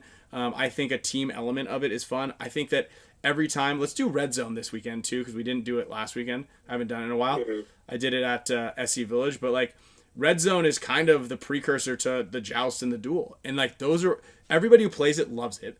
Everybody who watches it loves it. You know, when we had the combine and we did Red Zone, like at the tournaments, everybody came and were watching it and we're like, dude, this is cool. It's like a fun thing because all the action is like focused on one spot. And that's why the duel and the joust are so much fun. The joust in particular, the HORMESIS joust is fun because you can shit talk from the sidelines and you've got like your whole team you're playing for. And I love that. And like, to me, I don't think paintball should ever get away from the team format and the team camaraderie and the team element. You know, I know that there's a lot of one-on-one stuff, but the team element is what makes paintball great. And that's why everybody plays paintball. That's why everybody is drawn to paintball. Isn't like the individualistic portion of it. It's the team aspect of it because we're all a bunch of nerds and outcasts and we just happen to all be good at something and we can all, you know, we all have the ball. Like Kyle and I aren't big, strong, dunk in your face basketball players, but we're really good and smart at paintball. You know what I mean? And so that's one of the things that like draws us to it. Otherwise, who knows what the hell we're doing? And I think that there's a lot of people. Paintball over the NBA. Yeah. Yeah. So, yeah. Also, too, Brady, I think asked this question again, so just wanted to like touch on it.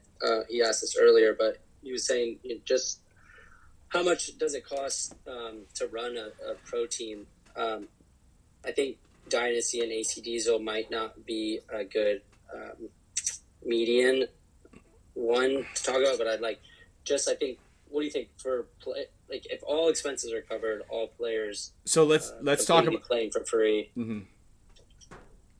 Okay. Go ahead. Entrance fee I think is $3,200 per event, so that's $15,000 right there.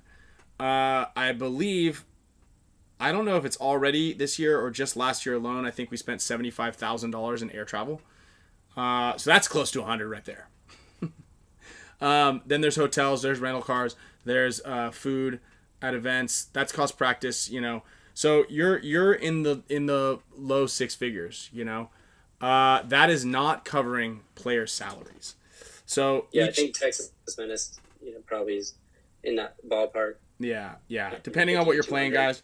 I mean, I believe Impact is. I think Dalton makes what we spend on all of our guys together in one season. Yeah, and then I mean, I guess on the high end. High end is $500,000. $500,000 to 750 probably. Yeah, because you got to think like a lot of times if you have a really high budget, a lot of times you're just reimbursing. I mean, Kyle, you know, sometimes you're like, oh, I bought my plane ticket 2 days ago. Like if you kind of have a big budget, people spend it, you know. Yeah. Mm-hmm. Jason Matthews, I'm kind of offended that the best commentary crew trio has to be Maddie, Nick, and Todd, and my name and Kyle's name aren't in there, and you're literally watching a commentary-based program right now. We haven't been up there in a while. I'm going to let you sit on that one for a second. All right, might pal? need to get back up in the booth and show everyone up on our paintball knowledge and That's commentary. right. We're going to get up there. Commentary skills. Let's do it. Because we're just going off the cuff. We don't even have anything to watch right here. Imagine if we had something. Dude, imagine if we're commentating something. Yeah, like we play a couple of those games. That's one of my favorite things to do is get up there and talk about the game. I always don't love it too because I don't want to, if I'm still in the tournament, I don't want to share too much. That's true. you try to pull it back a little bit. Actually, it's funny. Generalize the concept. I was talking to one of the Ironman players a couple weeks ago. And I was kind of like asking how things are going on the camp, and it was kind of like a little confused as to how they were running things. And I was like, look, you need to speak up if you know what's going on. Like, you need to be playing every point. He's like, no. I'm chopping wood and carrying water. I'm not trying to like get in the way. I don't want to get cut. I'm like, look, dude, you should be able to say kind of what you want. You've been there for a while. And he's like, I don't know. And I go, how about this? I think I gave you a bunch of props on day one when I was commentating your match. And he's like, yeah, I saw that. Thanks. I go, well, so if you see that, then you're for sure allowed to say something. But for the next day, if you see that, and in the meeting that night, if you get props by anybody in the commentator's booth that you're playing really well and you need to keep playing, then you're officially allowed to start getting putting in your input at team meetings. That's what I said to him. Yeah. So that was fun. And yeah, I do, Brady. I think that there's a lot of stuff that they want to do and get. And Fort Key, here it is. This is something that Dan actually asked about: is why not do the Go Sports for free? And then you're mentioning that there's only 4 commercials for 20 hours of event coverage. That's because there aren't enough sponsors to support the webcast. So that's one of the reasons there. Like, I mean, we used to have a commercial, and it just kind of got too expensive. So we'd like to support it, and I can't imagine how much more expensive it would be if we didn't have it to be paid subscriptions. So yeah, but yeah, man, I think that's cool. I think the formats. I think we're gonna keep tweaking that a little bit. We'll play some more videos next week on the show. If you guys are in the Fayetteville, North Carolina, or even the surrounding areas, and you guys want to come out, it's gonna be sick. We're gonna be Paris. I'm gonna be in Paris the week after that. So I've got a clinic set up at Paintball 94 on the Sunday. Then we got the Nations Cup Wednesday, Thursday. Everybody's coming in. If you guys need a jersey, I got that. I've got a nice little signature card that comes with it. A little commemorative piece here. A little signature card says thanks for the support. You can write whatever you want on it, really. Yeah, we've got a cool giveaway actually. HK Army loaded us up, as you can see the stack of paint. As you guys know, these aren't all full. You guys saw the video of Kyle getting Damien with that. We've got a bunch of giveaways. Mega support status members, you guys have got the dibs on all the good stuff. So pretty soon we're going to be giving away a pair of SLR goggles. I've got one of their ZGX packs. We've got a bunch of HK stuff. So today, for the Mega members, along with a bunch of other prizes, we've got a Sonic loader. It feels pretty lightweight. I think it's under a pound probably, which is nice because saves on shipping. Can send this thing first class mail. So I think this is made off of the Pinocchio, what we used. And I'll tell you what, man, I think these things are $120, right, with the speed feed. And I think Marky, I just saw posted a video of him shooting this thing, and it rips. I liked how these things worked. I just didn't like that we couldn't get our fingers in when they broke paint in there, right, when we had the Pinocchio ones. But now they retooled the shell, and it's for $120, dude, this thing's a no-brainer. Dang, 120? Yeah, $120. Mm. What's actually nice cool, price. So people don't like how these things look, right, because they look a little different, you know? But what's unique about these is they're front loaded, right? So all the pressure on the feeds from the front, and your gun is always tilted forward slightly. So this thing means that it probably doesn't skip nearly as much as any of your other loaders. I actually do think the design is kind of nice. It also opens up your vision. These are good loaders, man, and it's only $120. We're gonna give one of these things away today to a Mega member. I'm actually just gonna spin the wheel right now. If you guys are Mega members, I'm doing it. If you guys are Mega members, I'm doing it. Where was I so funny? Funny comment. All right. Let me get this thing queued up here. A funny comment. Where was it? Oh, where'd my face go? Oh, Steven. He's like, I love how Kyle isn't such an introvert when he's not in the studio. I'm not an introvert. I know you. Yeah. Sometimes I'm quiet. Like I'm really passionate about talking about like strategy and logic, or just subjects in general that like really interest me.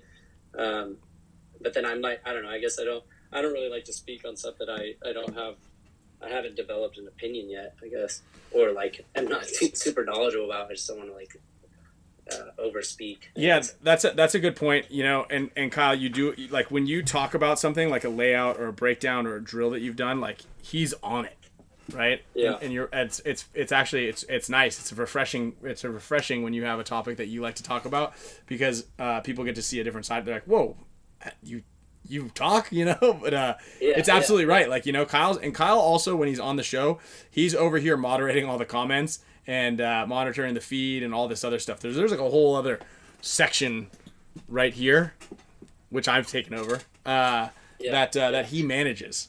So, we're on it. So, thank you guys. I appreciate that. All right.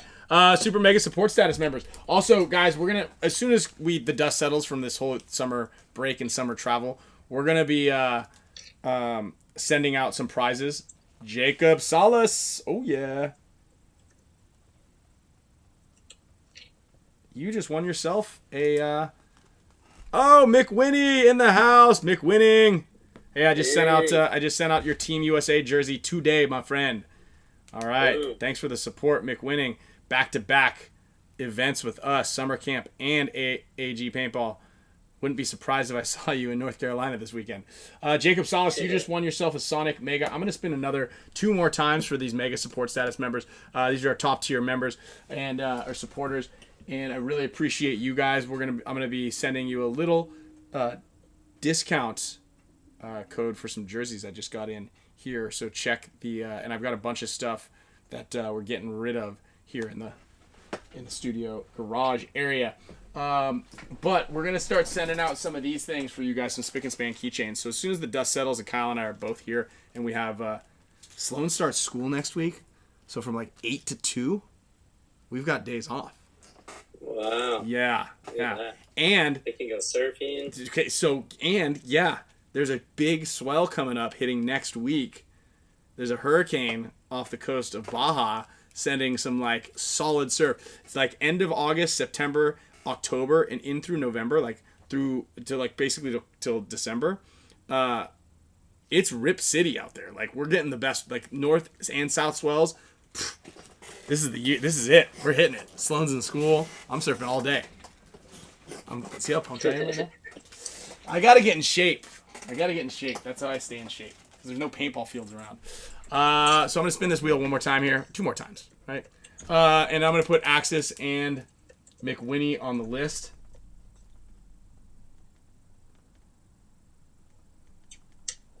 Oh, Mr. William Aguilar, you just won. Dude, it is fate, my friend. You just won yourself a Dynasty hat. Oh, that's cool, man. I was literally had this thing on the list for a Mega member, and he asked in the beginning of the show, he goes, how do I get one of those hats? I said, they're Champions Club only hats, or if you win on the show today. Ah, dude. Rob, where's the air horn? Can I get an air horn? Where is it? Here it is. Air horn. Right there. All right. So let me put McWinning and Axis on the list. Dynasty hat goes to William Aguilar. Hey, William, did you like I think he went out to the HORMESIS event this weekend. So, hope you liked it. All right. In other news, guys, we've got, I think a lot of you guys have seen already, you guys have seen the Dynasty practice jerseys on Black Friday Paintball. I'm going to have some in hand next week with my name on the back. So I'm going to bring a bunch out to Paris with me. But if you guys want to get your hands on one of these jerseys, there are going to be some with Dynasty with Greenspan on the back, but you can customize your own practice jersey. This is a Ryan Greenspan Signature Series jersey designed by me and Black Friday Paintball. A little bit of design help from JT as well, but pretty cool little jersey. So it's going to be the Glide Series jersey. It's not a jersey that Dynasty wears. It's just a Ryan Greenspan Signature Series jersey, and you're going to be able to add your name onto the back. So there's that. Obviously, check out support from Matrix Gear. I'm going to give away a couple of t-shirts. Vincent Polito just won a Matrix Gear shirt, helping to keep the lights on. Also, our fan over at Gen X, I'm going to give away a couple of Gen X prizes here. Make sure you guys check out Gen X Sports and go onto their website. If you guys are going to Chicago, order your pods now So they'll be there for you when you get there. Also, I think that they have a golden pod giveaway. So if you guys, I've got the graphic in here somewhere. If you guys get the golden pod filled with not paint, but but gumballs, then you get a bunch of freebies. I think it is. Let me get the details exactly, but I believe that you guys get a box of pods for free. Hey, yeah. Really quick, I saw somebody asked who we were practicing. I know we have, we actually have a off, like mid-season practice this weekend that obviously I'll be with you teaching clinic at Paintball Fit with Paintball Fit. Mm-hmm. But I know the 2 weekends before we have X Factor on the off layout, and then we have Houston Heat. Who are you guys practicing? So we have LVL, I believe, and X Factor down in San Antonio. Nice. Cool. And then also, big shout out to the team that myself, Corey Hall, Mouse, and Dan Lee, their coach of NYX, helps TJ Bastards, crushed it, almost swept down at MXO. They won the Premier League. Mouse was playing, Corey coaching. They got, I believe it was first in the next division to the D3, and then second place in D4, or maybe flip-flop second in the second division, and then first and last. But finals for all 3 teams, and wins for 2 out of 3 of the TJ Bastards organization. So cool to that, and props to them. Doing something strong there. Yeah, big shout out to those guys. You want to type some stuff? Okay. You want me to leave? That looks like the face of let's wrap it up. Yeah, this is the face of wrap it up. So let me. She needs to be one for sure. That's how I looked like after we ate the peanut brudel. Yeah. You want to say hi to Uncle Kai? Do you want to say hi to everybody? You're on TV. No? Uncle Oliver. Where's more Uncle? You want to see Uncle Oliver? We had lunch with Uncle Oliver today. Tell nice. him to come. You want him to come over? And one of the guys from Fast and the Furious. Your favorite movie, Sam? Uh oh. Oh, you like that? That was funny? No, that's not funny. There we go. All right. Well. Food. Yep, Kyle, you can take off. I'm gonna spin the wheel. We got Vincent Polito that just won a prize. I'm gonna give out. Out here. You're out of here? Because you're not letting me space. I want to be over there. Okay. All right. Oh! Nice, Sloan. Hold on. Look at this. Hold on. Look. Guess who just won? Who we got? Kyle, can you guess? Kyle Spicker. Oh, nice. I'm happy to Pay it forward. donate. Okay. Donate my gift. Daddy, I want Uncle Oliver to... You want Uncle Oliver to come back over? Well, what did I win? You actually just won a Gen X Global prize package, but that's going to Mr. Peter Che instead. Yeah, honey? Oh, what? Oh, should we do it again? This is fun. Okay, we're kind of okay with doing this. This is Sloan, guess where I'm at? What? Guess where I am? San Diego. No, I'm in your room. I'm doing the show from your room. No, you're not. Yeah, I'm in there. You didn't see me? No, You didn't see him? Go over to her. Hey, White, don't point. Don't turn this thing. No, don't close that. Get out of here. No, I want Uncle Kyle to... All right, Patrick Valentine. All right, I'm going to go ahead and spin the wheel for a bunch of you guys as we're doing this. Yeah. I want Uncle Oliver to come. Let's call Uncle Oliver. All Uncle Oliver's in town, What? so we're going to go see him. And he's gone. Carnivore Actual. And he's gone. And he's still out here. Yeah, he's going to come over.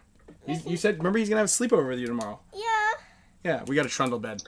Okay, well, shout out Look to... at those nice, beautiful 2 sets of beautiful blue eyes. Look at those blue eyes. Look at those blue eyes. Okay, you want to say... Okay, how about this? You want to do something for me?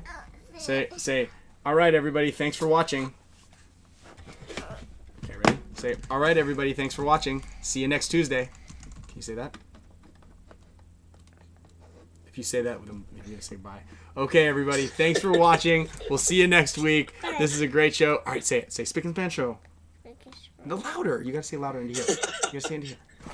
That's definitely how I... Ah.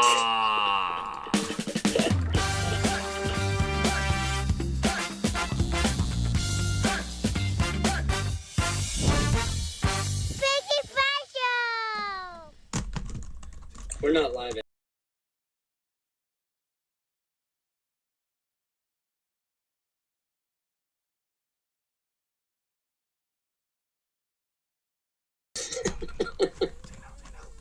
Party pants, Spick Span.